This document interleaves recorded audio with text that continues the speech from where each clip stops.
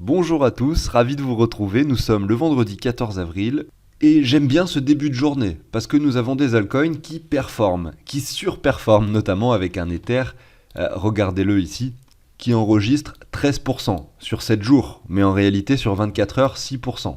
En fait le mieux c'est pas de regarder CoinGecko, hein, vous le savez, le mieux c'est de regarder directement le graphique de l'Ether sur TradingView. On aura une meilleure vision de ce qui est en train de se passer.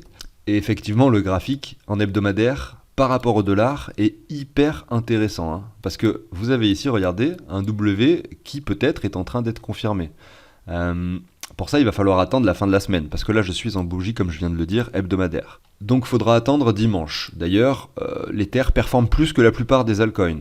Ce qu'on peut faire d'intéressant maintenant, c'est aller sur CryptoBubble et voir les grands gagnants finalement de cette hausse. Donc, l'Ether, lui, donc, même si là, il est affiché à 6%, on vient de le voir sur le graphique, c'est un des gagnants. C'est probablement le grand gagnant puisque c'est la plus grosse capitalisation et il est un peu en train de monter en solitaire. On peut le voir d'ailleurs sur le graphique de la dominance des altcoins par rapport à l'Ether. Regardez qu'il continue de chuter avec cette nuit qu'on vient de vivre. Alors, regardez si je me mets sur une journée, voilà. On est vraiment sur une pente assez raide là, hein. Donc l'Ether domine les altcoins en ce moment. Dans la globalité des choses, hein. Il y a peut-être des altcoins qui performent plus que l'Ether de façon ponctuelle, mais dans la globalité des choses, l'Ether finalement domine ce marché. Il y a beaucoup plus d'argent qui rentre dans l'Ether en ce moment que dans le reste des cryptos. Donc ce qui est intéressant, c'est quand même de regarder sur CryptoBubble, voir les grands gagnants. Vous avez Arbitrum, RPL et Optimism. Donc là, déjà rien que dans le top 3 des meilleures performances de ces dernières 24 heures, vous avez deux tokens Layer 2. Ensuite, vous avez RPL et également LDO qui sont des liquid tokens qui, regardez, performent également, hein. J'ai fait une émission complète d'ailleurs sur RPL, c'est Rocket Pool. Je ne sais pas si vous connaissez les liquid tokens, mais c'est très intéressant. En l'occurrence, pour ces deux projets, ça concerne le stacking de l'Ether de façon décentralisée et liquide. Ça veut dire qu'avec de simples transactions, vous pouvez simplement stacker, déstacker des Ethers, grosso modo, c'est ça le principe. Et ensuite, en numéro 3, vous avez du coup les tokens Layer 1 qui finalement suivent le marché de façon classique. L'Ether surdomine un peu tout ça, mais derrière, on a pas mal de tokens qui performent, IGLD, Atom Cosmos, CAS, Aptos, etc. Donc voilà. Donc aujourd'hui, on va aller voir les graphiques un peu de ces cryptos, notamment pour commencer les tokens Layer 1, ensuite on ira voir quelques liquid tokens, et puis ensuite on ira voir les tokens Layer 2. Donc peut-être que parmi toutes celles qu'on va regarder, il y aura des opportunités à saisir. J'ai pas encore vraiment analysé tout ça. Mais ce qui est sûr, c'est qu'il y a certains éléments graphiques, certaines structures graphiques qu'on pouvait détecter finalement avant que cette hausse se produise. On ne savait pas que cette hausse allait se produire, ça c'est sûr. Mais en tout cas, il y a certains tokens qui avaient des graphiques qui étaient plus pertinents que d'autres. Et ça se vérifie aujourd'hui parce que ce sont ces tokens-là qui montent. Et je vais vous montrer un peu les graphiques, vous allez comprendre avec moi ce que je veux dire. Je vous passe la très courte introduction. Pensez à l'abonnement, au like si le contenu vous plaît. Moi, je vous dis à tout de suite.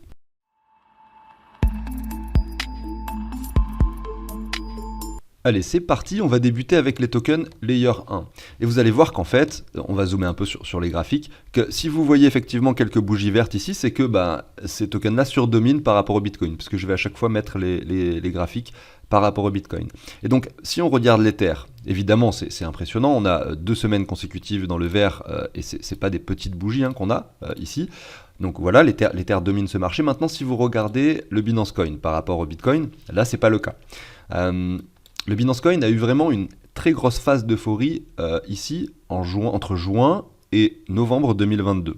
Donc là maintenant c'est un retracement assez logique qu'on aperçoit et il ne nous a pas trop donné d'informations comme quoi le bottom était touché. On revenait certes toucher un point de support très pertinent, on pouvait supposer un rebond, mais effectivement vous voyez que là la chute elle est quand même assez exponentielle, c'est-à-dire qu'on chute comme ceci et que maintenant regardez on chute comme ça. Donc il n'y a vraiment rien de positif là sur ce que l'on voit sur ce graphique. Jusqu'où ça va chuter, honnêtement, j'en ai aucune idée. C'est-à-dire que là, si on prend vraiment toute la hausse sur le Binance Coin par rapport au Bitcoin, voilà, on a cette zone vraiment qui nous appelle. Et honnêtement, c'est possible que ce soit atteint dans les semaines, dans les mois qui viennent. Voilà. Donc le Binance Coin n'est pas un des gagnants de cette hausse, et loin de là. Maintenant, si on regarde ADA Cardano. ADA Cardano, alors qu'il avait un graphique assez moche, d'ailleurs c'est probablement un des exemples qui contredira un peu ce que je voulais expliquer, c'est qu'ici vous voyez on avait donc effectivement, le graphique est quand même plus pertinent que celui du Binance Coin, dans le sens où on a une énorme chute qui s'est produite. Là, on voit qu'on est venu faire une cassure baissière et qu'on réintègre finalement cette espèce de canal et qu'on est venu chercher un point bas à cet endroit-là et que ça fait plusieurs semaines qu'on performe sur ADA Cardano par rapport au Bitcoin. Voilà. Donc c'est plutôt positif, mais ça va prendre du temps à se construire parce que là, on a encore un nouveau plus bas sur Cardano. Solana, là, on avait localisé quelque chose de très intéressant. Solana nous imprime une énorme bougie verte. Donc là, ça c'est très très cool. Et ce qu'on observe, c'est que ici, regardez, on était revenu chercher la zone de rechargement de façon très précise. Donc on avait forcément un palier à localiser dans cette zone. On en a parlé plein de fois sur la chaîne.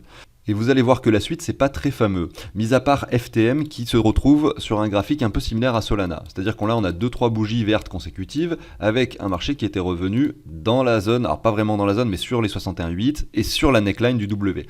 Donc vous voyez que les cryptos en fait qui nous ont dessiné des jolies structures, bon là en l'occurrence qui reviennent sur la neckline, ou alors les cryptos qui n'ont pas fait de nouveau bottom par rapport au Bitcoin, comme Solana, sont celles qui performent le plus en ce moment. Avec quelques exceptions comme ADA Cardano par exemple.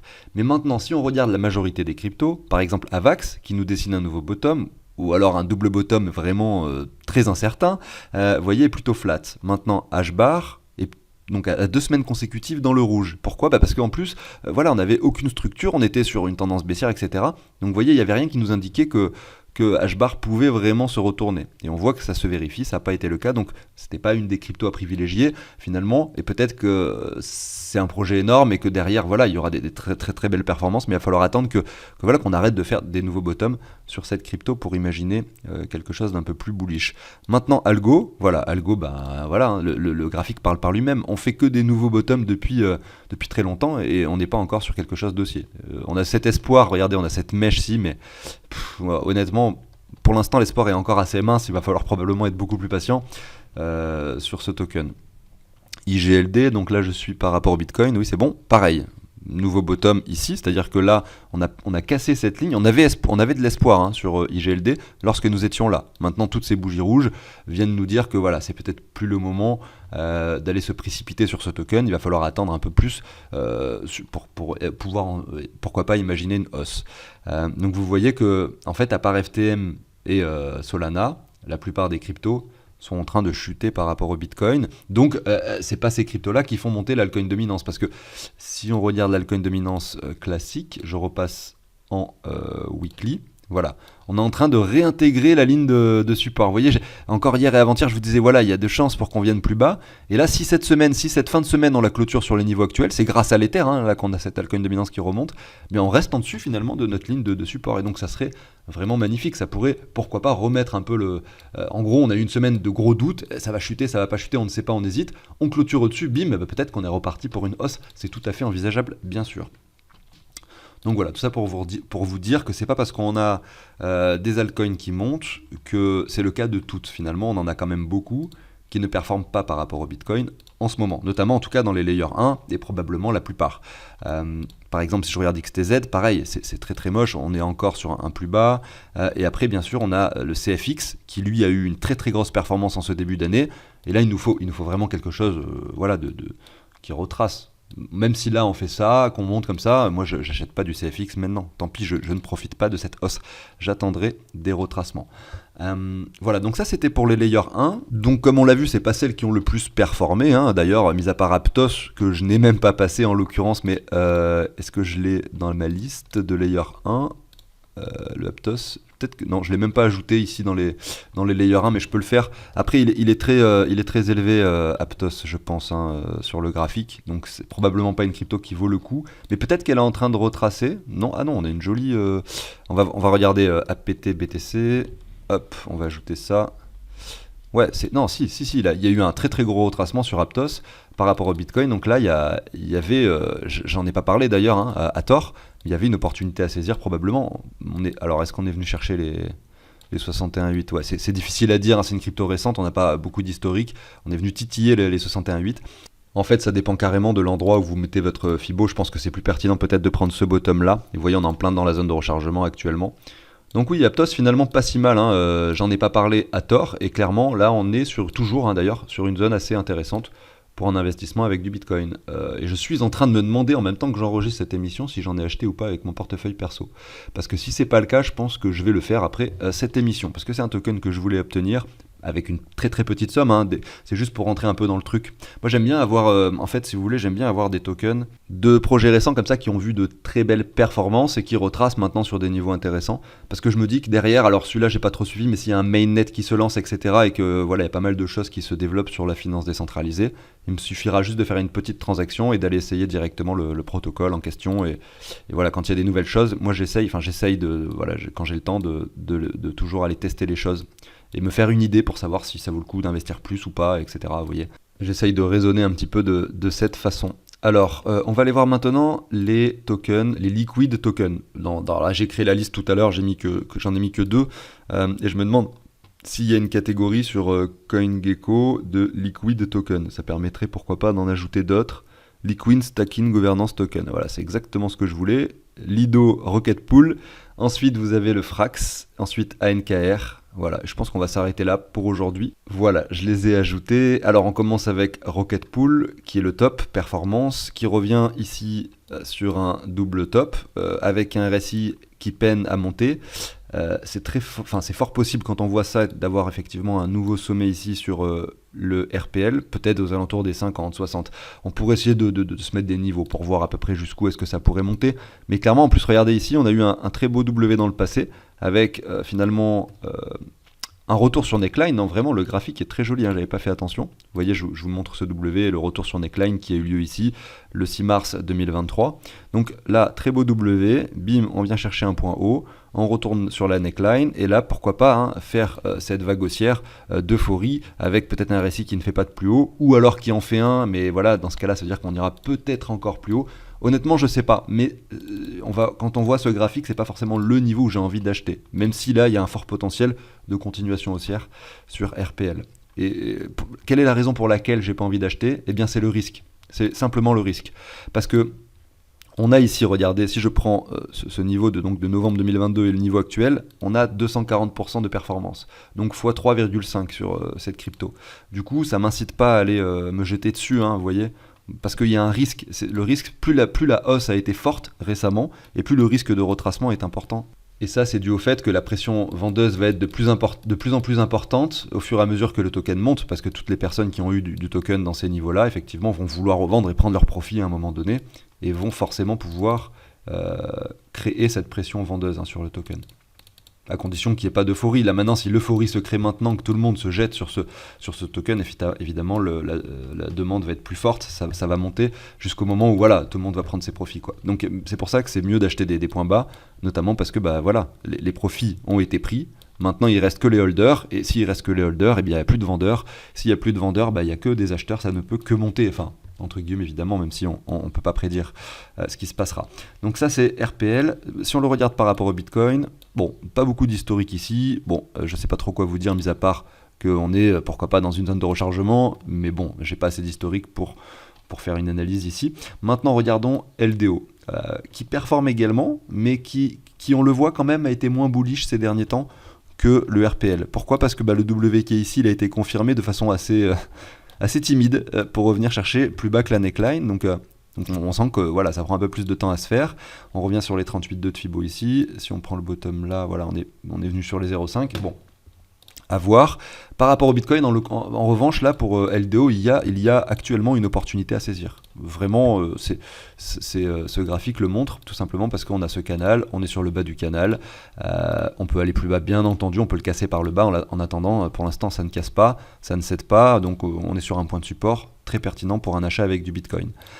Et d'ailleurs, je vais y penser aussi pour cette fin de vidéo et mon portefeuille personnel, en plus de... c'était quoi déjà de Aptos que j'avais envie d'acquérir. Vous voyez, donc cette zone de prix très intéressante pour Lido. Maintenant, on peut regarder Frax qui performe par rapport au dollar. On est sur les 9,50 $. Très intéressant ce graphique, tout aussi intéressant que celui de RPL. Pourquoi ? Parce qu'on a une jolie zone de range que nous avons cassée par le haut et que nous avons retesté, tout simplement. Donc là, on est en train de rebondir dessus. Donc dommage, c'était il y a 3 semaines qu'il fallait investir, mais c'est pas grave, c'est quand même très joli comme graphique, et on va voir ce que ça donne par rapport au Bitcoin. On est plutôt en bas également.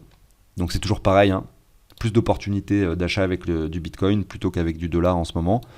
Bien sûr, parce que ça vaut le coup. En fait, si vous avez il faut comprendre ça. En fait, si vous avez du Bitcoin en stock dans votre portefeuille, donc vous avez du BTC en stock depuis longtemps, et vous avez aussi de l'USD en stock depuis longtemps, c'est mon cas, et bien effectivement, il y a un moment où vous allez faire une meilleure affaire à acheter avec du Bitcoin, et il y a un moment où vous allez faire une meilleure affaire à acheter avec vos dollars en fonction des graphiques. Je répète ça, mais ça paraît logique, mais je le répète parce que des fois, il y a des personnes qui me disent, mais comment ça se fait, hein, pourquoi tu dis que c'est mieux d'acheter avec du Bitcoin, au final ça revient au même? En fait non, ça revient pas au même. Ça revient pas au même à condition que dans votre portefeuille, vous possédiez de l'USD et du Bitcoin. Maintenant, si dans votre portefeuille vous avez que du dollar et que vous n'avez pas de Bitcoin, bah évidemment, là dans ce cas-là, ça revient au même. Parce que si vous achetez du Bitcoin avec vos dollars pour directement ensuite acheter la crypto, ça revient exactement au même. Bon, regardons maintenant ANKR. Donc par rapport au dollar, on est sur une petite hausse, et par rapport au Bitcoin, bougie rouge. Donc effectivement, elle ne fait pas partie des cryptos qui permettent à l'alcool dominance de monter, etc. Donc elle est plutôt en train de se faire dominer malgré le fait que l'alcool dominance monte. Donc voilà, on aimerait bien l'acheter celle-ci, hein, regardez sur cette ligne-là évidemment. Là on est peut-être un peu haut, mais en même temps si on prend la dernière hausse qui a eu lieu entre décembre et le mois de février, on est en bas de la zone de rechargement. Donc c'est comme d'hab, un premier palier maintenant avec du Bitcoin, pourquoi pas, un peu plus bas, pourquoi pas. Maintenant aller mettre de l'argent neuf avec des dollars, etc. De toute façon vous le savez, maintenant rentrer dans le marché avec des dollars, là en avril 2023, c'est un risque. C'est un risque évident en fait, parce que le Bitcoin a pris, voilà, 80%, quasiment 100% en fait, si on prend bien le bottom, hein, on était à 15 000, on est à 30. Donc après c'est logique, c'est forcément assez risqué d'aller investir avec des dollars en ce moment. Maintenant c'est pas forcément stupide de le faire non plus, parce que là on peut très bien continuer de monter bien sûr. Par contre ça serait stupide d'aller investir avec tous ces dollars. Admettons vous voulez investir 10 000 euros dans les cryptos, mettre tout aujourd'hui sur le Bitcoin, là en revanche je trouve ça, personnellement je ne le ferai pas avec mon portefeuille. Et une des erreurs fréquentes que je faisais au début quand j'allais investir dans les cryptos, c'était que je m'intéressais à un altcoin, j'allais investir dessus, donc sur un certain prix, tout ce que je voulais de cet altcoin, ça pouvait descendre, etc., remonter, et des fois on avait une grosse performance qui se faisait, vraiment une très grosse performance, peut-être même des fois des x10, vous voyez. Donc qu'est-ce que je fais? Moi je me suis dit, là, quand je l'avais acheté, je m'étais dit qu'à x10 je revendais tout, donc là à x10 je revends tout. Et ensuite derrière cette crypto, elle fait encore x10. Et croyez-moi, en période de bull market, quand ça monte, c'est quelque chose qui est fréquent dans le secteur des crypto-monnaies et de la blockchain. Et du coup, en fait, je manquais une grosse partie des gains que j'aurais pu faire. Parce que si j'avais vendu seulement, par exemple, 70%, ce qui est déjà une grosse partie de mon investissement de départ. Donc admettons, au départ, allez, on va prendre un chiffre facile. Au départ, je mets 10 euros. Finalement, ça fait x10, j'ai 100 euros. Donc si j'avais vendu seulement 70, donc je récupère 70 ici et il me reste 30. Eh bien ces 30, vous voyez, ils auraient pu se transformer en 300 par la suite. Voilà, parce que je parle encore à nouveau un x10. Donc ça veut dire qu'au grosso modo, je récupère 100 euros, alors que j'aurais pu récupérer à la place, du coup, 70 plus 300, 370. Donc là, c'est vrai que là, je parle en centaines, mais quand vous allez investir avec des milliers, ou au lieu d'avoir un investissement de départ de 10 euros, pardon, vous partez avec 100 ou 200 ou 300 euros, le manque à gagner, il est énorme. Hein. Vous pouvez avoir un manque à gagner de 2, 3, voire 4 000 euros, peut-être même 10 000 en fonction de combien vous avez investi à la base, même avec simplement des centaines à la base. Voilà, vous pouvez avoir un manque à gagner finalement de plusieurs salaires mensuels. Donc c'est très important de le prendre en compte. Et toujours essayer de raisonner par palier, je pense que c'est la meilleure des choses à faire. Je vais continuer avec les layers 2. Donc Matic ne fait pas partie des layers 2 qui performent en ce moment. On est plutôt sur une chute. Son moment, c'était plutôt, regardez, entre le mois de juin et le mois de février 2023. Donc vous voyez, cette crypto a été très haussière, moins que le Binance Coin, parce que vous voyez, le nouveau sommet il est très léger, mais c'était la même période de temps à peu près, avec la jolie divergence qui s'est dessinée. Regardez le nouveau top ici, la divergence sur le RSI, la chute. Bon voilà, tout ça est très très joli, on revient sur un point de support. Donc un palier, pourquoi pas, sur le long terme, on le voit, c'est intéressant. Maintenant, sur le plus court terme, il n'y a rien qui nous indique que là, on ne va pas briser cette ligne, on n'a pas de structure, on n'a rien d'intéressant. Arbitrum, le grand gagnant finalement de cette nuit, puisque il vaut 1,56 $. On peut se mettre en journalier, voilà, 2 grosses bougies vertes. On peut se mettre en 4 heures, parce que vu qu'il n'y a pas beaucoup d'historique, on va s'amuser un peu à faire ça. Voilà, on a ici un Fibo qu'on peut placer, on revient faire un double bottom, on latéralise, et là voilà, on a notre première cassure qui s'opère, et pourquoi pas très bientôt finalement, donc en fait c'est même déjà le cas, hein. Sur le 4 heures on voit que cette cassure a été confirmée ici, courant de la nuit. Donc c'est peut-être le début de quelque chose d'intéressant, avec un point d'achat très pertinent qui se situe là aux alentours des 1,42. Sur du assez court terme, parce que là on est sur du 4 heures quand même, mais très joli point d'achat sur le 1,42 si jamais on devait y retourner. Avec pourquoi pas des paliers encore inférieurs en fonction du top qu'on trouvera ici, voilà, entre les 1,30 et les 1,22 quoi, grosso modo, sur Arbitrum. Mais ne surtout pas localiser un achat maintenant, ça serait un peu dommage au vu de la performance de cette nuit. Maintenant IMX, alors on est un peu haut, en tout cas par rapport au dollar, on est sur une jolie tendance baissière qui s'amoindrit, une hausse très puissante, donc là c'est trop tôt, ou voilà, trop tard ou trop tôt pour acheter évidemment, on le voit. Par rapport au Bitcoin, on retrace un peu, mais c'est toujours un peu tôt j'ai l'impression, notamment parce que là on a toujours des plus bas, et que regardez, si je prends le Fibo, on est à peine sur les 61,8. Bon, ça c'est pour IMX. Maintenant optimisme très bullish, par rapport au Bitcoin, pourquoi pas, mais par rapport au dollar, voilà, par rapport au dollar, on le voit, c'est trop haut pour moi. Mais c'est logique, hein, on a un marché qui a beaucoup performé ces derniers mois. Maintenant, LRC, je vais un peu vite, hein, parce que finalement, l'émission est déjà un peu longue. De toute façon, les tokens Layer 2 ont beaucoup performé. Je ne sais pas s'il y a beaucoup d'opportunités à saisir. En tout cas, pas sur les tops. Mis à part Matic, vous l'avez vu au début, qui était très intéressant. Arbitrum, IMX, Optimisme, je les ai passés vite parce que de toute façon, ils sont trop élevés. Maintenant, LRC, là en revanche, vous avez peut-être un coup à jouer. Parce que on fait pas de plus bas là, hein, et on a une bougie verte. Donc peut-être qu'il y a quelque chose d'intéressant à voir ici. Maintenant, ça c'est un layer 2 de la blockchain du Bitcoin, donc là très intéressant. En l'occurrence, on pourrait même le sortir un peu du lot, parce que la plupart, même l'intégralité des autres cryptos que je viens de vous passer concernant les layer 2, eh bien ce sont des layer 2 du réseau d'Ether. Il n'y a que celle-ci là, Scale, qui est un layer 2 du réseau de Bitcoin. Et en l'occurrence, grosse chute, et on voit que là on n'est pas sur de nouveaux plus bas encore, par rapport au Bitcoin et par rapport au dollar. Ouais, bon, comme d'hab, on est toujours un peu élevé, c'est logique, toujours, mais avec du Bitcoin très intéressant ce graphique de Scale. On a Métis qui rebondit, mais là on n'a pas trop d'historique, mais ce graphique il n'est pas spécialement bullish, malheureusement, par rapport au Bitcoin, on a fait un plus bas ici. Maintenant Boba, là par rapport au Bitcoin, bon, c'est tout sauf bullish ça, hein. Pour l'instant on attend de voir si cette crypto pourrait pourquoi pas performer à l'avenir, mais c'est pas du tout à l'ordre du jour, en tout cas c'est ce que nous indique ce graphique.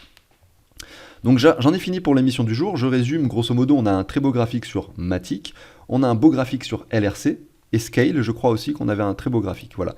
Donc ça c'est pour les 3 tokens Layer 2 qui n'ont pas vraiment performé là cette nuit, et qui pourraient le faire hein, prochainement, notamment au vu de ce qu'on a sur les graphiques. On avait également du coup Aptos pour les tokens Layer 1, et je me rappelle plus ce que j'avais dit, Solana et FTM.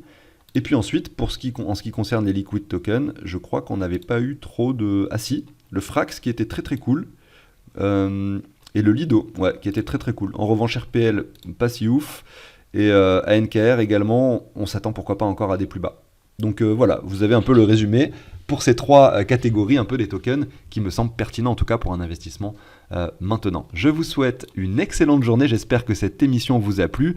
Je vous retrouve ce week-end je pense pour les targets qui nous font rêver, ça fait un petit moment que j'ai pas passé ce genre d'émission. Je vais essayer de reprendre ce week-end et donc je vous dis à très bientôt. Ciao tout le monde, à la prochaine.